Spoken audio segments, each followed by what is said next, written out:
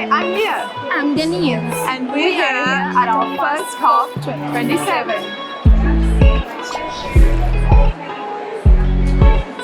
So Denise, tell me, is there something that at this first conference that stood out to you? What are your sort of takeaway messages from the first few days at COP?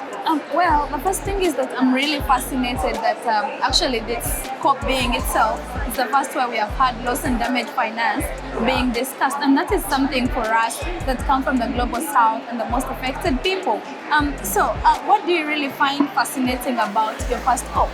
Yeah, I think it's also really interesting, just with loss and damage, that the first time that it's actually brought up at COP, which seems wild at the 27th COP. The same with the Youth Pavilion. It's actually the first Youth Pavilion at a conference, but it's so exciting because the energy there is so amazing, and I just think that's such an important development that's happened.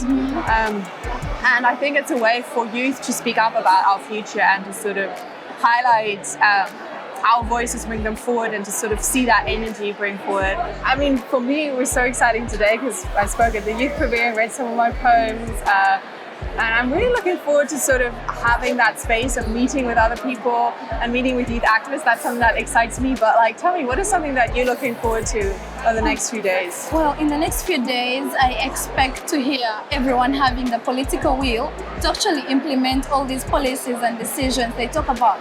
Because in most cases, we have the words, but we do not have the political will to sort of implement all the words, all the decisions, the promises that are always made. So in the next few days, I hope we can see more political will of decision makers, policy makers, and young people's voices being amplified. Yeah, because we really need words, not just words, but we need actions. Yeah.